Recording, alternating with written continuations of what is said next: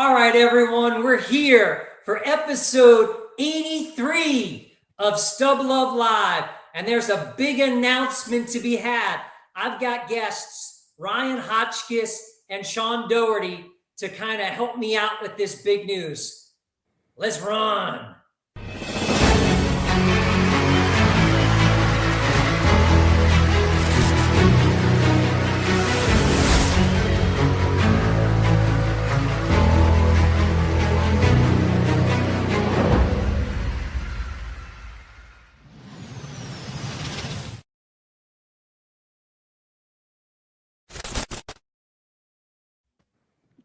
Oh yeah, big night tonight on Stub Luv Live, man. Big night.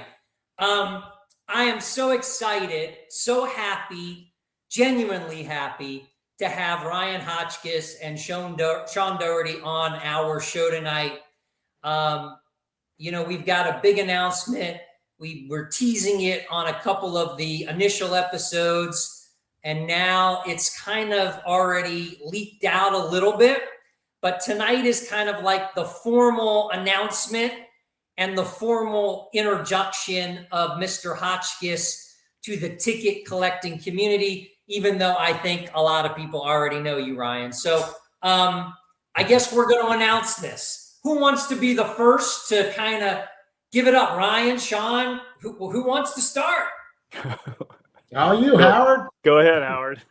So we are so privileged and so proud to announce the opening of Front Row Auctions. And Front Row Auctions is a ticket-centric marketplace. And it's really the first of its kind. We are going to focus this auction on tickets. It will be sports, concerts, movie tickets. We're going to cover whatever our fan base really wants, whatever the customer base wants. We thought about why we wanted to open this auction house. And quite candidly, we've been talking about it for some time. And the goal was, well, if we don't do it, someone else is going to do it because the market is begging for it. People are begging for it. And what we decided was, we're two longtime ticket collectors. We both have a pretty, I think, favorable, positive presence in the community. We love tickets. We love to collect. And then we have Ryan, who's just one of the biggest names, has one of the most amazing card collections known. And he's now migrated from cards into tickets. Why not have Ryan get in as well? He was all on board basically right from day one. So incredibly excited to announce that we have formed Front Row Auctions. And of course, we've got this really darn cool logo.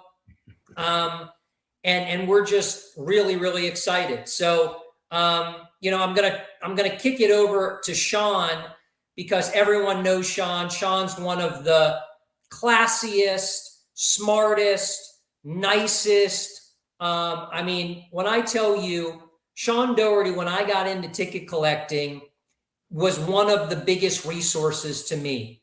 Always took my calls, always answered questions. And I know that he just hasn't done that for me. He's done it for a lot of ticket collectors. So when Shawn said, hey, let's put this auction house together and I want to be involved in it, for me, it was like a no-brainer. If Shawn's involved, I'm absolutely involved because of his reputation and the presence that he has in our ticket community. So, Shawn, talk to everyone. If people don't know, I collect tickets, and Shawn Doerty, tell them a little bit about yourself. Appreciate it, Howard. Yeah, like you said, I've had this idea for quite a while, and it was actually Ryan who brought it up kind of out of the blue and didn't even know that I had ever talked to anybody about this. And I was like, yeah, let's do it. It's a no-brainer. I think that what it comes down to is of I've been collecting tickets for a long time, and I think that the two most common questions I get are, one, where do you find all of these? And two, when I want to sell it, where should I sell it? Because there's not a good place for that.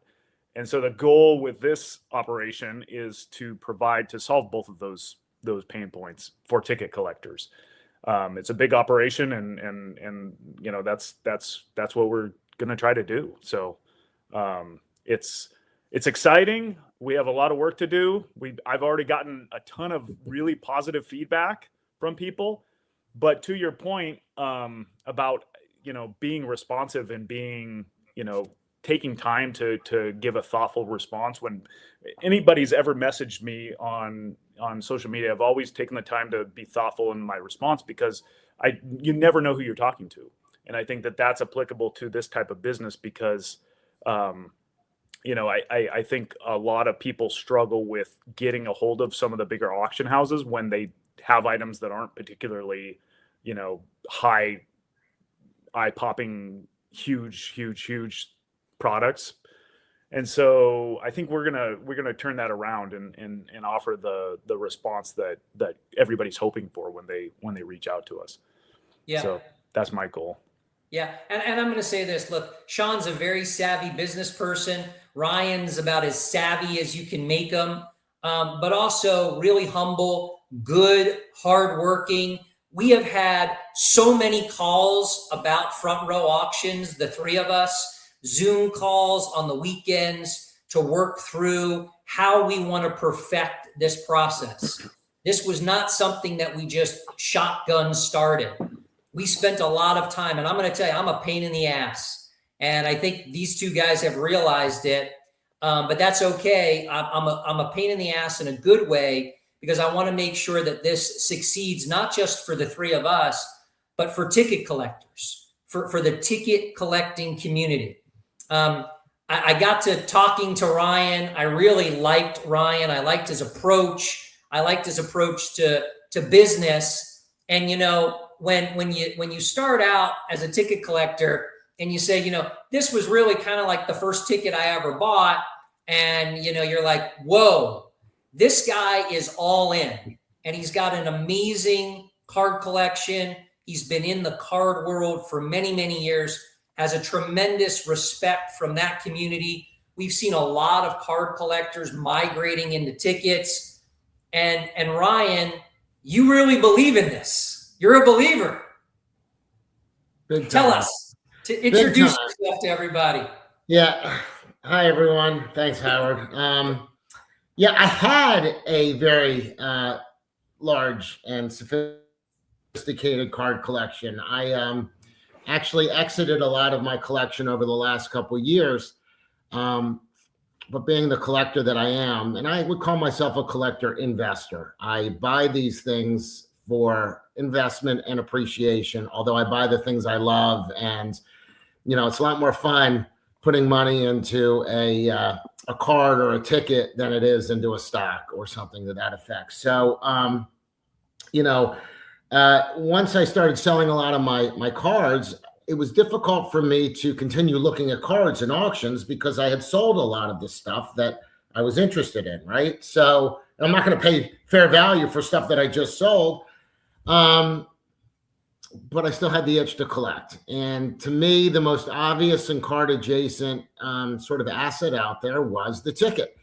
Bracket that for a second. I wanted a Jackie Robinson debut for several years now. They come up now and then. REA had a couple. I think Heritage had a couple. And I was an active bidder on all of them. I just didn't know the marketplace very well. And once the numbers got, very high, I kind of backed out and then just bought a Wagner card or a Plank or a Cobb, something I knew, and then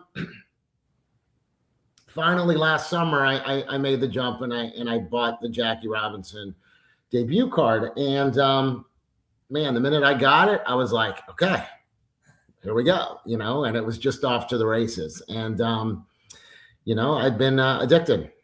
Still am addicted. Now an auction house comes out and I go into the search bar and I search tickets. I literally barely go through any of the other stuff. Now, the beauty of our auction house is you don't have to search tickets, because Yeah. 90% of the stuff in there is probably going to be tickets. You just page through. Exactly. Just scroll. Just scroll. The other thing too, Ryan, and I think it's worth mentioning, is a lot of the auction houses now that feature tickets, a lot of them are going for the high end stuff only. And we're gonna also capture that marketplace for sure. But we also want to offer some, maybe middle of the road tickets. Something that will appeal to people but won't break their bank. We want people to come into ticket collecting, and sometimes people are going to they're not going to want to buy a Jackie Robinson debut to start. They're going to want to get into something in, maybe the $500 range or, under $1,000. And that's perfectly acceptable, because we've talked about it on Shawn's show and my show, and all ticket collectors will tell you, we get so much pleasure out of a couple of dollar ticket. You buy a great ticket that's $10. That can give you as much pleasure as buying something that's very expensive. So we're not just going to cater to the exclusive high-end market. We will have those tickets available, but we're also going to cater to maybe the middle of the road kind of ticket, things that are rare that people haven't seen, but maybe don't hit the auction houses, the large auction houses. So we want to make those tickets available to our clientele. Yeah, I mean, as we discussed, the goal is to bring really a full vertical and horizontal array of tickets, all up and down the price spectrum, as well the topic spectrum. I mean, I sent an email out on Net 54, and one of my coolest tickets is a Broadway debut for Wicked, right? I mean, I bought it off of eBay for $200-something, and it's wild. I've never seen another one of those. And I mean, this was the first show, Dina Menzel and Chenoweth. I mean, that's $200. It's awesome. I mean, I think it's a $5,000 ticket one day, but I mean, last night in the auction that ended, I think it was Golden, I picked up the signed Back to the Future 2 world premiere signed by 6 cast members, as well as a Titanic world premiere. I mean, they're awesome. Today in Heritage, an inauguration ticket from Lincoln's second inauguration speech went up for sale. I mean, tickets are the entryway to an infinite amount of events, and the experiences that those tickets had the opportunity to feel, I guess, if an inanimate object can feel, are remarkable. Cobain's last concert, I mean, Ozzy Osbourne biting the head off of a bat, if that really happened. I mentioned I'd love to find a ticket from the show where Jim Morrison allegedly flashed the crowd. So it doesn't have to be sports. It's so you all type of venues, so to speak, as well. And we're talking, I'll be honest, I don't think we really want to deal in $5 and $10 items, right? Any auction house is going to have to determine how it deals with some of those lower price point items. It's an efficiency question, whether you group them, and we'll take it, but we may just have to group it. That's something we'll figure out as we go through it. But, listen, our smallest bid increment is $10. We're fully expecting to have items that are selling for $25, $50. Hopefully our average sale is somewhere in the mid hundreds. But, this is going to be an auction house for every every ticket collector, excuse me. Absolutely. So we've said it's an auction house by collectors for collectors. And that's really what we're focusing in on. And, we announced this kind of, what do they say? It's a soft opening. It was a soft announcement because this is the true announcement, I would say. But we've had such favorable and positive feedback from the ticket collecting community, from the card collecting community. I mean, we have received so many well wishes, people that are already reaching out. We want to consign. We need a consignment agreement. And look, our first auction, we've told everyone we're not going to have that first auction until probably early fall after the National. We want to go to the National. We want to see everyone. We want to give everyone the opportunity to meet us in person, to be able to consign their items if they want to in person. So that's kind of the goal. And the good thing about the three of us being involved, I'm in South Florida, Shawn's out in, the Seattle area, and Ryan's on the East Coast up in the Maryland area. So if anyone has large consignments that they'd like to put into our auction house and they don't feel comfortable mailing those things in, but they want to meet us in person, we pretty much have 3 individuals that cover the entire country to be able to make that available to our clients. And then on top of that, we're going to be readily available at shows throughout the country. And in fact, I guess our announcement should be that we are going to be set up. Let me pull it up here. On, I guess it's March the 6th through the 8th at the Philly show. And I'm incredibly excited because I'm from Philadelphia. And I can't wait to get over to the Philly show. March 6th to 8th, we'll be set up there Friday, Saturday, and Sunday. We're going to be at table E44, and we're kind of the new kids on the block. So we're going to be in one of the side rooms. The Philly show has just become outstanding.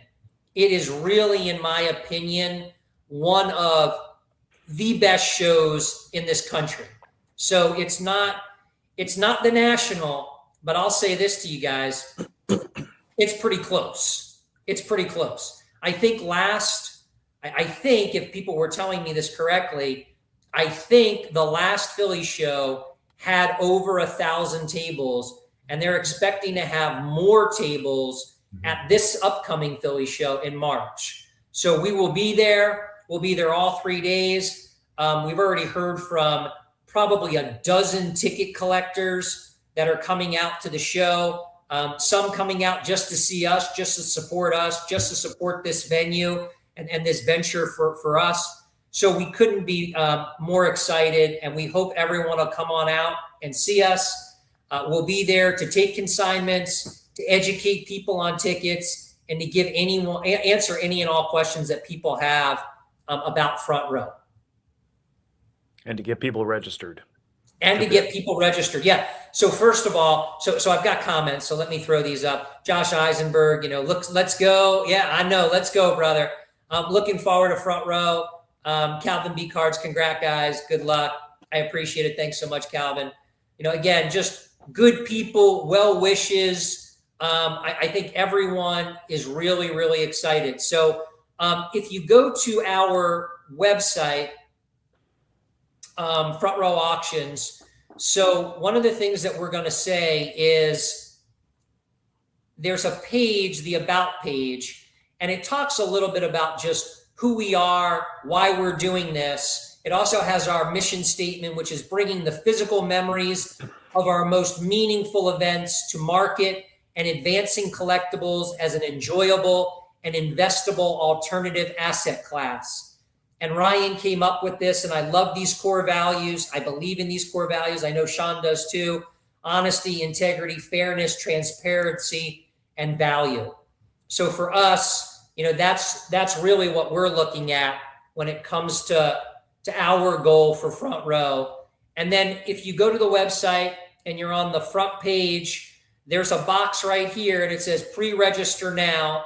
And if you go ahead and you click on the pre-register now bar, it brings up information so that you can register. And it's really very seamless. It's an easy process. And then once you register, this is kind of going to be a pre-register process because our auction's not going to be until I think early fall. We'll send out something after that to fully register everyone. But yes, it's very seamless process. You'll get a confirmation email from us, and you'll be good to go. You'll get news updates from us, and we'll keep everyone apprised of how we are going to be handling this moving forward. But everyone's got to pre-register. Get on the Front Row Auction site. It's frontrowauctions.com. It doesn't get any easier. Man, look, we got so many comments here. Look at this. Man, thanks, Tom. Great news. Can't wait to support. Rob Pagan. Can't wait to consign. Rob, man, I know what you have, so I'm coming for some of the biggies. You know it. So again, really, really excited. Really, really happy to have everyone support this venture. I guess I wanted to talk a little bit too. We've had some announcements that have been made formally, and I have to give a big shout out to Darren Ravel, gracious enough to cover us on Collect's website. He did an interview with us and put it out there for everyone. And you know, Darren is very much behind us, very much behind ticket collecting, thinks it's a good idea, is so happy that it's being done. And, you know, when you have one of the biggest names in the sports memorabilia community who's got a real presence that, you know, is gracious enough to do this for us, we couldn't be happier or more thankful. So I appreciate Darren doing that. Shawn, I've been talking too much. Anything else that you want to say to the people today for the big announcement? I think I wrote a couple of notes while we were doing this, but I think there's three main differentiators between what we're doing and your typical auction house. And I wanted to kind of highlight those because it really is a difference. One, I already touched on it, will be responsive. If you have $100 ticket, $1,000, $10,000, whatever it is, we will respond and we'll be respectful and give a thoughtful response and get it going. The second, and this is the most important, I think, is that we are experts in this. If you call any other auction house, you're going to get a memorabilia expert, but you're not going to get a ticket expert. And we see this all the time as a major, major, major problem because memorabilia experts don't necessarily know the ticket market. And we know that. We see it all the time. But here you get ticket experts and we can guide you accordingly. And that's really, really important. And then the third one is just that if you're supportive of growing the community, that's what this is for. Its overall goal is to make tickets more mainstream and more collectible and bring in a lot more people into the hobby from outside ticket collecting as a platform for that. So if you're supportive of the ticket collecting community, this is for you versus, you know, everyday auction house. So that's my pitch. Yeah, it's a good pitch and it's a fair pitch. Ryan, the other thing too, we've seen such a migration of card collectors come into the ticket space. And you're kind of like a celebrity in the Net 54 community. Oh, you are. I know you're shaking your head. And in the card community. And, you know, you've been talking to people for some time now who are card collectors, trying to make them converts to ticket collecting. And you've done a great job with that. And that's part and parcel, I think, you know, why I think you're a great voice for this auction house. What have you heard from card collectors that have started to migrate into ticket collecting? Well, I think it's not a very large jump, you know. A lot of the tickets that I've acquired, not a lot, but a number of tickets I've acquired are from the 1919 World Series. They're Gehrig, they're Ruth, they're Cobb. They are pre-war icons. So I think the names are recognizable. The sizes are very similar, especially when talking about T and E and D cards. I mean, these are little cards and stuff. I mean, They literally are the same. They sit in the same flips, right? I mean, not to mention the fact that they're a lot more affordable right now than cards are, yet they are rarer yet. So I think once the demand goes up, the value really will go up exponentially. And I think that a lot of card collectors see that. I think they see that there is value in tickets today. An example, tonight in Huggins and Scott, a 1952 PSA 3 mantle is closing.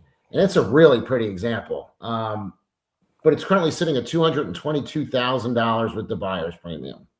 I think the last mantle debut, one that sold at auction, sold for like $50,000. There it is. All right. Yeah.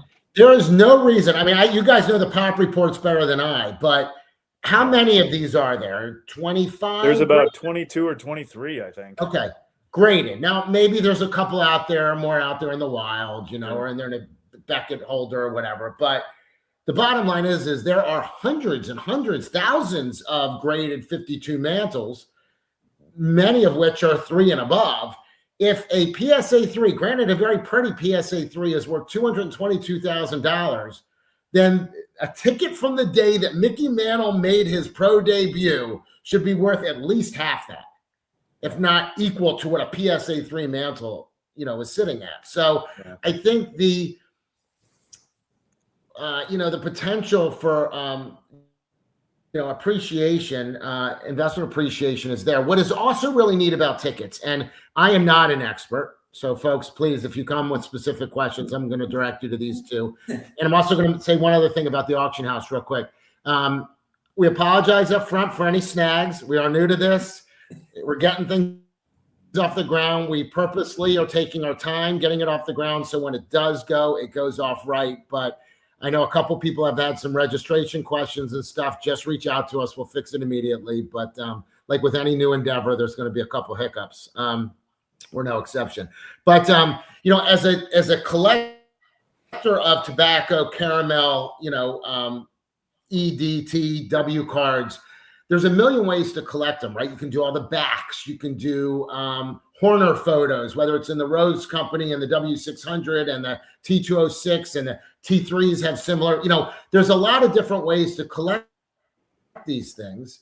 And so you can put together subsets. I mean, especially in a T206, and I once had the entire 524 card T206 set registered. It's actually retired in the registry. The back variations, and you could do back runs for all these different players. Well, one thing that I found is so cool with tickets, and I think it's endearing to ticket collectors, especially pre-work ticket collectors, is you can collect tickets in an infinite amount of ways. Mm-hmm. You can have every win. I don't know that you could put this together, but, every game in DiMaggio's 56 game streak, right? Every game that Koufax started, every debut, Hall of Fame, player debut. I think there's somebody on this call that's, trying to accomplish that. Every game, a ticket to every game to Jackie Robinson's 1947 season. Rookie season. There you go. Absolutely. Now, you had a guest, Howard, and these tickets were not expensive tickets yet. And it was probably my favorite show that you had. And it was with the fella, and I'm sorry, I forgot his name, that had like the first field goal ever or the first offsides ever. It was a lot of football stuff, but he was collecting sort of neat innovations in sport, right? And that's just awesome. So yep. You can collect, even though tickets are fairly rare, the optionality is infinite. And so I think that, there's a lot of similarities between tickets and pre-war baseball cards, which makes them, in my opinion, easily as collectible and as attractive as a collectible. Yeah, sets can also be very.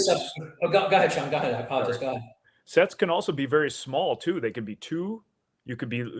It's one. I recently completed every home run that Michael Jordan hit in his pro baseball career. That's 3. Just 3. I was at that third game, by the way. Did you save your ticket? No. Yeah. That's there's true. like Ken Griffey Jr.'s home run hitting streak was 8 games. That's a common one that people collect. There's so many different sets that you could do. I like collecting the first home run, first hit, and debut of players, which are extremely difficult to put together, but that's a fun 3 ticket set that I go after. But infinite possibilities. So the only speaking of a small set. Okay, go ahead. What do you got there? I was just say this is the 4-run Jimi Hendrix run in '68 at the Fillmore. All the the flying eyeball, and it's just 4 little guys, a little baby set. Wasn't expensive. Yep. Very cool, awesome artwork, by the way. That's another knock the tickets get, that they're kind of boring. They just have words on them. That's not true. Some tickets are boring, and I got news for you guys. Some baseball cards are boring. All right. Yeah. Some of these tickets have phenomenal artwork. I mean, some of the Japanese league tickets from the barnstorming games and stuff, the artwork is phenomenal. So, they can be really pretty as well. Well, what I would say, the only one thing I would say differently than you, Ryan, is this. As much as I respect cards, I was a big card collector. I love the 52 Topps Mickey Mantle. You said, how could a debut not be worth at least half the value of some of these Mantle cards? And I think it should be worth more, the ticket. I really do. It tells the true story of Mickey Mantle's debut. I wasn't there. That card wasn't there, but that ticket was. That ticket was in the building to see this legend take his first steps in Yankee Stadium and to get up to the plate for the first time. What other collectible, other than some very, very expensive and exclusive game-used item, could ever do that? Nothing can do it like a ticket. And I think once everyone starts to figure this out, and let me tell you guys, they're figuring it out. Card collectors are figuring it out. They're not stupid. They are gravitating towards this because they know the rarity, the scarcity, the story, the opportunity. And, look, I wish I would have bought more years ago. I was stupid.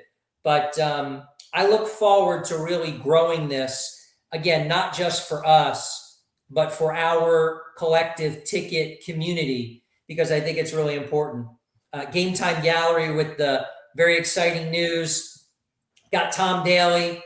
Can't wait to see Shawn's write-up for a Derek Jeter flip play ticket. Ha, ha, ha. Everyone knows Shawn thinks that's the most overrated play in baseball history.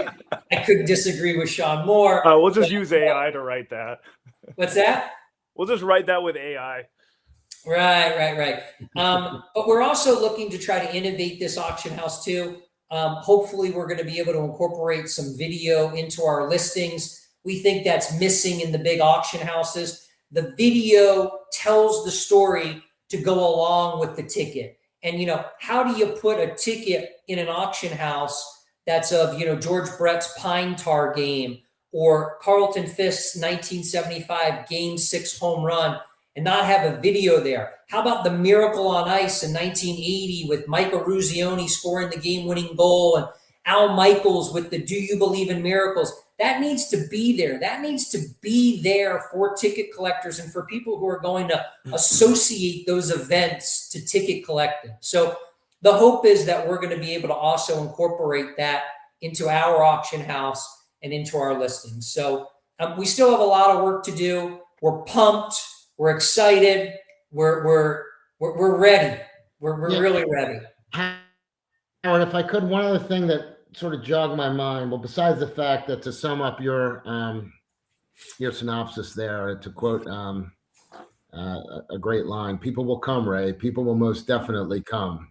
And they are coming to tickets. There's no question about it. But what's also neat about tickets is that you can companion them with the scorecards or the playbills or game used stuff within and pictures, type 1 photos. I mean, I have a Lou Gehrig's Luckiest Man speech ticket, right? And which is awesome. That's one of my favorites. And my good friend Joe has an amazing type 1 photo of Gehrig, standing in front of the microphone, head bowed. And one day I'll get him to sell me that. But I mean, to have those two together, sitting to my right here is the jersey that Demaryius Thomas was wearing when he caught Peyton Manning's record-breaking 51st touchdown pass in a season. I'm a Broncos fan. I found a ticket from that game. I think I'd sent you a picture of that thing. The ticket cost me like $60, right? It's a nothing ticket, but I have it sitting right next to the jersey. That ticket saw that guy wearing that jersey catch that ball. I mean, it's just, it's amazing. It's really, it really gives you a sense of connection to the event, to the players, to the history in a way that I don't think a card or really anything else can. Maybe a picture, but Shawn, he's hooked, isn't he? It sounds like it. Yeah, he's big time hooked, and that's good. Well, you can't be on Stub Luv Live as a guest, and this is your first time on, Ryan, without running the gauntlet. We're going to do it quick because we've already been going for 35 minutes, and we know that, I like to keep these to 30 minutes. Stub or full, Mr. Hotchkiss? For the collection, a stub all day, every day. But if I'm going to resell it down the line, it's got to be a full. Okay. PSA, Beckett, or no slab at all? PSA. Yeah. Not even a question. Signed or unsigned tickets? It's funny. I'm starting to really like the unsigned a lot better. In some cards, there you go. Old habits die hard. In some tickets, the unsigned version is actually harder to find than the signed version. And Barry Sanders, debut, I think there's more signed than there are unsigned. I kind of like the unsigned. A PSA graded 10 ticket or a PSA Pop 1 ticket? Pop 1 all day. Of course, Mr. Rarity. We know guys like you. Cards or tickets? And before you answer, remember we're on a ticket show, and this is our ticket auction. Well, I was telling you before the show, I don't think I have acquired a card in over a year, except some Clementes for my son. He's doing a Clemente run, and that's a fun father-son thing. And I have acquired way too many tickets in the last year. So as I sit here today, it's an emphatic tickets. I know, and I'm excited. I'm excited that that's your answer. Last question: Heritage, Golden, or front row auctions, baby? Front row auctions, baby. Woo! All right. Hey, everyone. Thanks so much for watching. We're so excited. Episode 83 of Stub Luv Live. Front row auctions. It's rocking and rolling. Hit the website. Come out and see us at the Philly show. Man, I think you can tell we're pumped. Shawn Doerty, Ryan Hotchkiss. Thank you so much, my partners. I'm excited. We'll see you soon. See you next time. Bye, everyone.